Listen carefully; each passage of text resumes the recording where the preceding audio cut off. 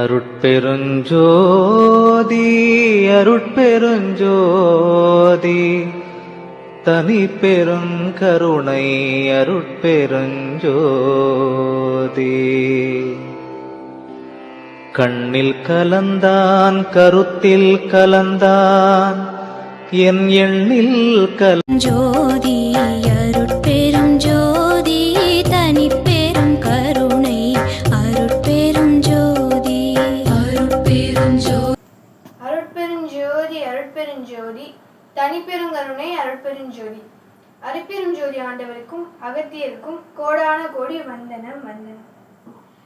25/5/2026 வைகாசி மாதம் 11ஆம் தினம் திங்கட்கிழமை அன்று நம்ம வள்ளல் பெருமான் சத்திய தர்மசாலை துவக்கி 159 வருடங்கள் ஆகுது.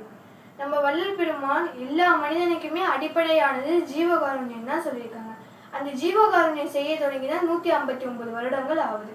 இப்ப சத்திய தர்மசாலை ஏன் வள்ளல் பெருமான் துவக்குனாங்க, அதோட காரணம் என்ன என்று இந்த வருடம் ஏன் துவங்கினாங்க, அந்த நாட்கள்ல ஏன் துவங்கினாங்கிறத நம்ம முழுமையாக விரிவா பார்ப்போம்.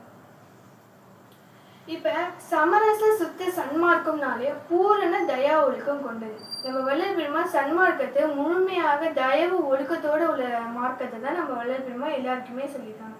அந்த மார்க்கம் எல்லா மனிதனுமே எளிதாக கடைபிடிக்க வேண்டியதுதான் சொல்லியிருக்காங்க. நம்ம வள்ளல் பெருமான கடவுள் தான். ஆனா கடவுளே நான் கடவுள்னு சொன்னா அது ஒரு அகங்காரம் வந்துடும்ங்கிறதுக்காக தான் நம்ம வள்ளல் பெருமான் நான் ஒரு கடவுள் இல்லை, எனக்கு மேலே ஒரு கடவுள் இருக்காங்க, அவர் தான் அருட்பெருஞ்சோதி ஆண்டவர்னு சொன்னாங்க. ஏன்னா கடவுளே தன்னடக்கத்தோட அப்படி சொல்றாங்க. அப்படி அவங்க அந்த மாரி சொல்லணும்னா அகங்காரமா ஆயிடும்.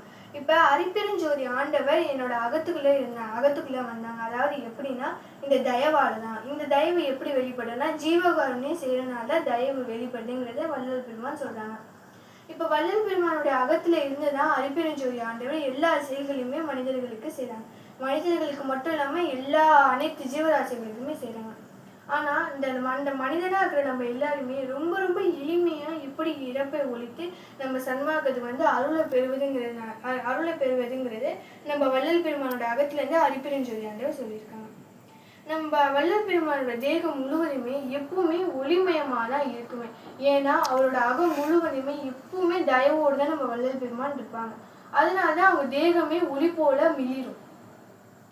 இப்ப நம்ம வள்ளல் பெருமான் சத்திய தர்மசாலையை எந்த வருடத்துல திறந்தாங்கிறத பார்ப்போம். நம்ம வள்ளல் பெருமான் அவ்வளவு சிறப்பம்சங்களோட தான் சத்திய தர்மசாலையை துவக்கியிருக்காங்க. இப்ப அதோட சிறப்பம்சங்களை நம்ம பார்ப்போம். தமிழ் வருட கணக்குலயே முதல்ல இருக்கிறது பிரபவ வருஷம். இந்த பிரபவ வருஷங்கிறது தமிழ் வருடத்திலே முதல் வருடமா இருக்கு. பிரபவ வருஷம் ரிஷப லக்கினம், வைகாசி மாதம், உதய காலம் 11ஆம் தினம், அதாவது வைகாசி 11ஆம் தினம் குருவாரமாவும் இருக்கு. அவ்வளவு சிறப்பம்சங்களோட தான் நம்ம வள்ளல் பெருமான் இந்த சத்திய தர்மசாலையை துவக்கியிருக்காங்க. இப்ப அதோட விளக்கம்னா என்னங்கிறத நம்ம முழுமையா பார்ப்போம். பிரபவ வருஷங்கிறது தமிழ் வருட கணக்கிலே முதல் வருடம் நம்ம பார்த்தோம். அதாவது நம்ம வள்ளல் பெருமையை முதல் வருடத்திலே சத்திய தர்மசாலை துவக்கியிருக்காங்கன்னா நம்ம நாட்களை வீணாக்க கூடாதுங்கிறதுக்காக முதல் வருடத்திலேயே நம்ம வள்ளல் பெருமான் சத்திய தர்மசாலையை துவக்கியிருக்காங்க. இப்ப வைகாசி மாதம் 11ஆம் தினம்ங்கிறது இப்ப ரிஷப லக்கினத்தை பார்ப்போம். ரிஷப லக்கினங்கிறது ரிஷபம்னா அருள் சக்தி, திங்கள்னா மதியிலது அறிவு, மதினா மனதுக்காரன், அறிவுனா மெய்யறிவு வெளிப்படுறது. இதனாலதான் நம்ம வள்ளல் பெருமான் ரிஷப லக்கினத்துல துவக்கியிருக்காங்க. அடுத்து 11ஆம் தினம் வைகாசி 11 என்ன சிறப்பம்சங்கிறத பார்ப்போம். 11 அதாவது உயிரெழுத்துக்கள்ல நம்ம பார்ப்போம். ஆனா, ஆவண்ணா, ஈனா, ஈயண்ணா, ஊனா, ஊவண்ணா, ஏனா, ஏயண்ணா, ஐயண்ணா, ஓனா, ஓவண்ணா. ஓங்கிற எழுத்து 11ஆவது எழுத்தாதான் வருது. நம்ம வள்ளல் பெருமான் வைகாசி மாதம் 11ஆம் தினம் ஏன் துறந்தாங்க அப்படின்னா ஓங்கிற பிரணவ மந்திரத்தை குறிக்கும். ஓங்கிற பிரணவ மந்திரம் அருளை குறிப்பது. நம்ம ஜீவகாருண்யம் செஞ்சா நமக்கு அருள் கிடைக்குங்கிறத நம்ம வள்ளல் பெருமான் வைகாசி மாதம் 11ஆம் தினத்துல நமக்கு உணர்த்தி காமிச்சிருக்காங்க. இப்ப நமக்கு நல்லாவே தெரிஞ்சிருக்கும். உதய காலங்கிறது அதாவது ஒரு உதயம்னாலே என்னது, ஒரு சூரியன் உதைக்குது அப்படின்னாலே ரொம்ப பிரகாசமா இருக்கு. நம்மளோட உதயம் ஜீவகாருண்யத்துல இருந்து ஆரம்பிக்கணும். நம்மளோட இறப்பை உரிக்கணும் அப்படின்னா ஜீவகாருண்யத்துல இருந்து ஆரம்பிக்கணும் அப்படிங்கிறதுக்காக தான் நம்ம வள்ளல் பெருமான் இந்த இவ்வளவு சிறப்பம்சத்தோட வச்சிருக்காங்க. இப்போ 11ஆம் தினம்ங்கிறது அருளை தான் பொருந்துங்கிறது நமக்கு இப்போ தெரிஞ்சிச்சு. அது மட்டும் இல்லாமல் இந்த 11ஆம் தினம்ங்கிறது ஒரு குரு வாரமாகவும் இருக்குது. ஒரு குரு நமக்கு சொல்லி கொடுக்குறாங்க, என்னென்ன செய்யணுங்கிறத நம்ம வள்ளல் பெருமான் சொல்லி கொடுக்குறாங்க. அதுதான் ஒரு குரு வாரமாகவும் இருக்குது. இப்போ நமக்கு நல்லாவே தெரிஞ்சிருக்கும், பிரபவ வருஷம், வைகாசி மாதம் 11ஆம் தினம், ரிஷபலக்கினம், உதய காலம், குருவாரம், இவ்வளவு சிறப்பம்சங்களோட தான் நம்ம வள்ளல் பெருமான் சத்திய தர்மசாலையை துவக்கியிருக்காங்க. இப்போ நமக்கு எல்லாமே தெரியும், இப்போ புரியுது நமக்கு. இப்போ இப்படிப்பட்ட அருள் காலத்துல தான் நம்ம வள்ளல் பெருமான் துவக்கியிருக்காங்க. இப்போ நம்ம வள்ளல் பெருமான் என்ன சொல்றாங்கன்னா, ஜீவகாருண்யங்கிறது, ஜீவகாருண்யத்தோட முக்கிய லட்சியம் என்னன்னா, ஆதாரம் இல்லாத ஏழைகளுக்கு உணவு கொடுப்பது தான். ஆதாரம் இல்லாத ஏழைகள்னா என்னது? உணவுலேயும் ஆதாரம் இல்லாதவர்கள், அவர்களுக்கு சொந்த பந்தமும் இல்லாதவர்கள். அதனால தான் நம்ம வள்ளல் பெருமான் ஆதாரம் இல்லாத ஏழைகள்னு சொல்றாங்க. ஜீவகாருண்யத்தோட முக்கிய லட்சியமே பசித்த ஜீவனுக்கு உணவு கொடுக்கணுங்கிறதுனால தான். இப்போ இவ்வளவு நம்ம பார்த்தோம். பசி, இப்போ ஜீவகாருண்யம்னா என்னங்கிறத பார்ப்போம். அந்த ஜீவகாருண்யம் ஏன் செய்ய சொல்றாங்க? பசி அந்த மனிதனுக்கு வரனால தானே நம்ம வள்ளல் பெருமான் ஜீவகாருண்யம் செய்ய சொல்றாங்க.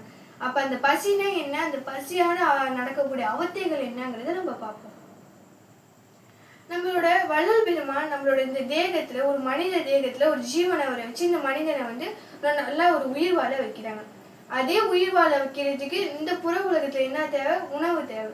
அந்த உணவு இருந்தாலும் அந்த மனிதன் வந்து புற வாழ்க்கையில வாழ முடியும். ஆனா யோகிகள் ஞானிகளும் காற்றை மட்டுமே சுவாசித்து வாழ்ந்துருவாங்க. ஆனா நம்ம இப்பதான் பக்குவம் அடைஞ்சு வரோம். நமக்கு பசிங்கிற ஒரு உணர்ச்சியை ஏற்படுத்தியிருக்காங்க. அந்த நம்ம வள்ளல் பெருமான் அந்த பசிங்கிற உணர்ச்சி என்ன சொல்றாங்கன்னா, மாயா உணர்ச்சின்னு சொல்றாங்க. பசிங்கிறது ஏன் மாயா உணர்ச்சின்னு சொல்றாங்கிறத பார்ப்போம். நம்ம அதிகமான இன்பத்திலேயோ அல்லது துன்பத்திலேயோ இருந்தா நமக்கு பசிக்காது. அதாவது நான் ரொம்ப சந்தோஷமா இருக்கேன், எனக்கு சாப்பாடு வேணாம் அப்படிம்பாங்க. அதுவும் இல்லைன்னா எனக்கு ரொம்ப கஷ்டமா இருக்கு, எனக்கு பசிக்கவே இல்லை அப்படிம்பாங்க. என் மனது ரொம்ப கஷ்டமா இருக்கு, என் மனசு சரியில்லை, அதனால உணவு வேணாம் நிறைய பேர் மனம் தளர்ந்து மனம் உடைஞ்சு கூட சொல்லுவாங்க. அப்ப நமக்கு இந்த இன்பத்திலையும் துன்பமா இருக்கும் போது, இந்த புறத்துல மட்டுமே இருக்கும்போது நமக்கு பசி இல்லைன்னா, எப்பவுமே கடவுளை நினைச்சு நம்மளோட இறப்பு ஒழிக்கணுங்கிற ஒரு லட்சியத்தோட செல்லும் போது நமக்கு எப்படி பசிக்கும்? பசிக்காது. அதுதான் நம்ம வள்ளல் பெருமான் மாயா உணர்ச்சின்றதை சொல்றாங்க. இதெல்லாம் நமக்கு வந்து ஓரளவு பக்குவம் அடைஞ்சதுக்கு அப்புறம் தான் நடக்கும். ஆனா இதுக்கு முன்னாடியே பக்குவம் இல்லாத மனிதர்கள் இருக்காங்களே, எல்லாருமே இங்க இருக்காங்க. நம்ம பக்குவம் அடைஞ்சவங்கிறது நமக்கே சொல்லி கொடுப்பாங்க. பக்குவம் அடைஞ்ச மனிதர்கள் எல்லாருமே நம்ம சன்மார்க்கத்துக்கு செல்லணும் அப்படின்னா, எளிய வரைக்கும் செல்லணும்னா எல்லாருமே நமக்கு சொல்லி கொடுப்பாங்க. சொல்லி நம்ம இந்த உலகத்துல பக்குவம் அடைஞ்சவங்களா இருந்தாலும் சரி, பக்குவம் அடையாதவங்களா இருந்தாலும் சரி, எல்லாமே கடவுள் தான். அரிப்பெருஞ்சோதி ஆண்டவர் தான் எல்லாருடைய அகத்துக்குள்ளயுமே இருந்து ஒவ்வொருத்தவங்களுக்கும் ஒவ்வொரு அனுபவத்தை விளக்குறாங்க.